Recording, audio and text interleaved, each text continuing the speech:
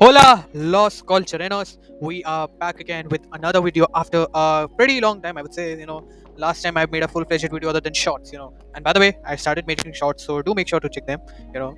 And so, yeah, like we have been make this after some time, we have made a full-fledged video after, some of talking about the transfer talks. And this time, our main motive to talk about is about the preseason matches, the review of the preseason matches that Atletico have played. As per when I'm making this video, the preseason matches are pretty much over for most of the teams out there, and Atletico has also played their preseason matches.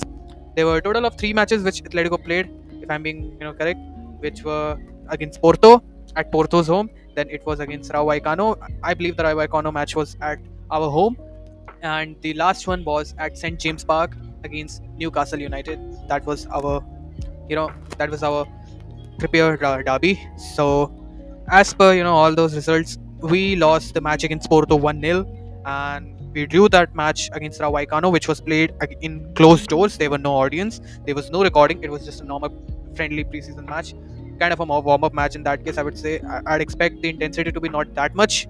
It must have been more of an experimental match.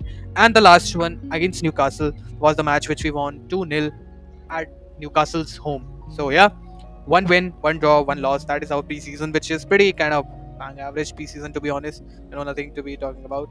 But yeah, you just but there's a saying: you cannot judge a team's performance in the coming season based on the preseason matches results, which is true. Like we should always see the kind of things which the team was trying to do during these preseason matches, and that is exactly the thing which I want to talk about Atletico in this case. Okay, so the matches, if we are going one by one, Rayo Vallecano match, I don't know what happened in that, because as I said, it was closed doors, so we don't have any clip. So yeah, but talking about the match against Porto, I think the first half, see, a lot of people were disappointed, and rightfully so. We did not play really good, but if you look at the kind of things which we were trying to do, there were moments, where we were trying to play 4-5-1 formation. Okay, if I'm being honest, in the first half, and that is why we were more open. This was something which is pretty evident from previous season as well. In the later stages of the matches, we were trying to play more attacking, more transitional football with 4-5-1 formation again, which was really worked against a team like Real Sociedad, though it did not work against you know Osasuna. We lost that match against Osasuna, and again, like I think so. Yeah, this formation, this experiment, which is 4-5-1. 4-5-1 formation is kind of more in the attacking side. I would say if you're in attacking side, it's basically 4-3-3, and when you're in the defensive side, of course, it can go to be like around 5-4-1. It can become that as well if you have a sweeper, which generally Simeone plays with. And yeah, so see, Porto really played really nicely in that match, and in the second half, we when we got to substitutes, we got Griezmann and Cocaine, more of a Javi Galan. We went back to our that basic 4-4-2 formation, which is the typical Atletico formation.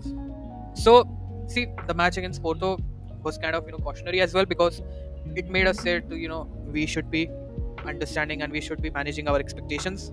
But you know and the match, I would say, like at the end we could have done more, but it was a preseason, so yeah, it is what it is.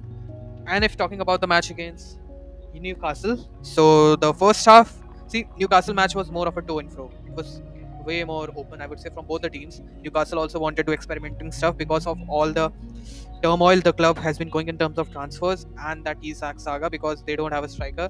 They were playing Anthony Gordon as a false nine-ish kind of role. The kind of formation based on Google, which they were playing was around kind of what I can say, man. I mean, it was a basically 4-3-3, but like they were playing Anthony Gordon as a false nine, and the team is really the management and everything. They're trying to be as stable as they can be, but it's kind of tough. Though I want Newcastle to do good. I think I kind of like that club, but yeah, let's hope for the best for them. But talking about our team again, going back to Atletico, we played, you know, the kind of team, like we kind of played a 4-2-3-1 formation, which is a possession-based formation, and with a dual pivot of Johnny Cardoso and Conor Gallagher, and of course, in the kind of that winger slash playmaking role, you had Thiago Almada, you had Alex Baena, you had Giuliano Simeone, and of course Julian Alvarez, our striker. So again, the first half was really fun and entertaining, and we scored the goal. That pass against Alex Baena, that was a chef's kiss, man. What a beautiful pass, and that is exactly why we brought him. And of course, Julian Alvarez, he is the one. And in the second half, that goal against Griezmann, it really melted my heart. The kind of that typical Griezmann celebration for which he was kind of known, during those his peak 2016 to 2018 times. Man, like that was pure nostalgia, and he was so happy. That typical Griezmann finish, I just loved it. It was really fun to see, and yeah, this match also had a lot of great promises, and it was more we were way more open and attacking and way more comfortable on the ball, and also the team was way more gelled up compared to the match against Porto, which makes sense, of course, because we're experimenting stuff. So yeah, and let's just now talk about different players and how they fared up, specifically the new signings. Yeah. So let's just talk about first about the players who really kind of fit like a glove. I mean, you have to talk about Alex Baena, man. I mean, it was no surprise, man. This guy had to work, and he's working. Like he both the matches, I really loved him. The way he played, it was really fun to see him, and it's gonna be fun more talking about him. And the other player, we talk about you talk about Thiago Almada again. The guy is a bit raw, but he's creative, and you can see that. And in the second match against Newcastle, the fact that he and Baena were, switching between the left flank and the center, it was really, really fun to watch. And I mean, as an Atletico fan, that is all you want. You want some great dynamic players who are really good on the ball and creative. Like the kind of football, because we are now not kind of playing that haram ball which we used to play during peak Simeone era, supposedly peak Simeone era. So yeah, it's really fun to watch. And yeah, the next player which I want to talk about, is Matteo Ruggeri and Mark Bubil. Okay, so Matteo Ruggeri and Mark Bubil. Okay, so both of these players, I've seen a lot of discourse.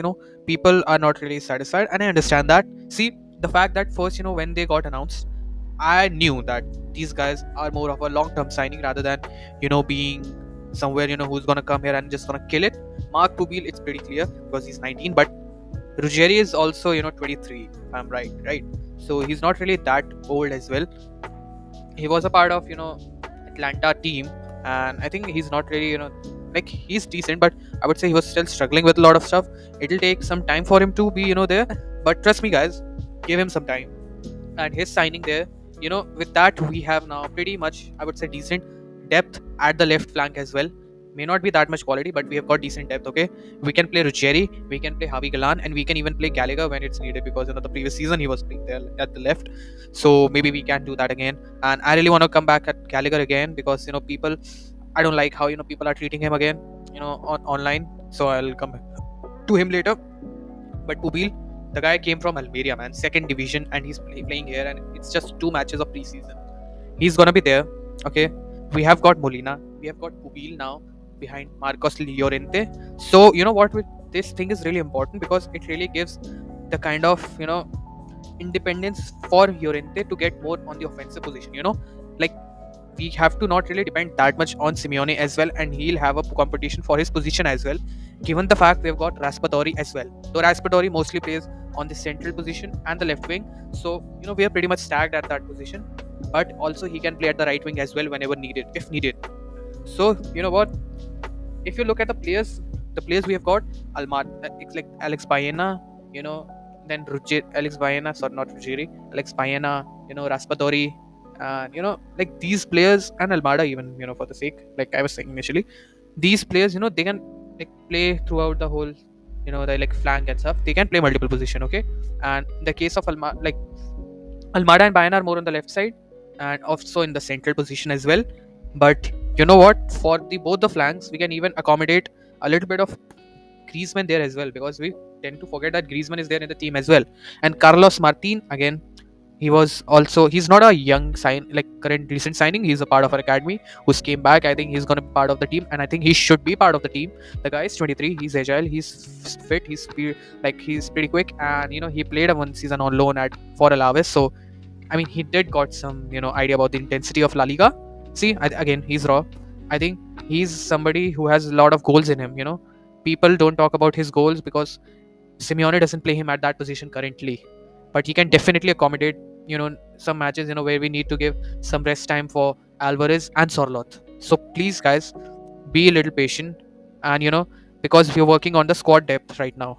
Because the previous season, the reason why we got knocked out was of the fact that our squad depth was not adequate, and we did not have much creative ballers, like players who dribble a lot. Okay, So for that, to counter that, we got a lot of creative players in the team. Okay, we've got Almada, we've got Baena, we've got now Raspadori. So believe in the system. That is what I want to say. We've got 9 signings, including the 2 permanent deals, of Muso and Longley. Again, Longley for the depth of defense, decent, and Muso. I think Muso is a pretty good second choice goalkeeper. And you know what? The one more signing, which people were skeptical, which I also understand because of his age. But one thing is something, which no matter how much talented you are, can only be given to you by the time is experience. Like the match against Porto, the moment you saw like David Hancock came in the team as a substitute, you could see the stillness, the calmness which he brought to the whole defense. The way he was taking on with against the attackers of Porto. How he was holding his own. He was not being taking some rash decisions, and you could see that this guy was for back-to-back 2 seasons the best defender of Eredivisie. He was literally proving that point, and I'm so happy he's here, man. He's gonna be good. Okay, like the only question which we can have about him is about the intensity and the speed and stuff in long run, like whether he'll be able to keep up. But for that, we've also got Jimenez and Longley as well, and Lane Ormad. Okay, and behind them we have also got academy lads, Costis and other players. So let's hope for the best, man. That is all I have to say. So yeah, that is all, man. And I've got to also talk about Tofik. Oh man, I forgot about him. Like he's a part of our academy. The guy, I think he also showed some. He's also raw, like that's for sure, man. The guy is 17 years old. He's still got a lot to play, and still, man, I would say there were some signs, and he really wanted to prove himself to be worthy of this team. It was really it was really visible the way he was playing, and I'm really glad that one like our academy players are pushing like that, you know. So it's been really good to see that. And you've got also Hano. Hano played. I think Hano. I don't remember much. I think he like okay, like he did not do much, and like these are the players whom I remember a lot. You can talk about any other player which you want to talk about. You can talk about below. And I would like to end this video by talking about a player with whom, like, I'm gonna say this again, I have a soft spot, but I still say we are treating him not nicely. That player is Conor Gallagher. Gallagher, see, I'm gonna say this thing straight, was playing for a lot of part at out of position from what he technically generally plays, which is box to box midfield role. And at that position, he wasn't given that much ample of game time. Okay, but still he showed some moments. He had his moments. Okay, I understand why people say like he may not be the best, but please, I'm telling you, we haven't seen the best of Gallagher. A guy like Gallagher is much needed in the team, and Simeone appreciates this thing. That is the reason why he's there in the team, and he can be, and he should be, and I want him to be a part of long-term Atletico project. That is why. Okay, let him be here, man. Give him some time. Okay, I think the match against Porto, people were really skeptical. I mean, they weren't convincing, but I think he did fine. I think he still needs to do a lot more, I would say. Like he's a workhorse, man, and he'll work his ass off to do whatever he can. I understand he's not creatively, like he's not as creative on the ball, which is his biggest demerit, which is why like even Chelsea, like fans were also like that. But the guy was pure blooded. Like the way he used to play for Chelsea, man. If you haven't seen that, please go and watch. You'll see why Simeone admires him. Okay, why he wants him to be, like flourish in the Atletico setup. Okay, somehow if this video goes to Gallagher, I love you, man. I don't, even though I know it won't. But man, I'm saying this thing again. You know, I'm saying this thing again and again. Gallagher is a good player, and please give him some time. He's gonna give us some moment. He'll be a cult hero for Atletico, man. I'm saying this thing right now. If we are behind his back, like I mean, we are like giving him some support from our side as fans. Okay. So yeah, I would like to end the video on this note. I hope you like this video. Like, share, comment below what you feel about these preseason matches, and don't forget to subscribe to my channel. I'll see you soon. Goodbye.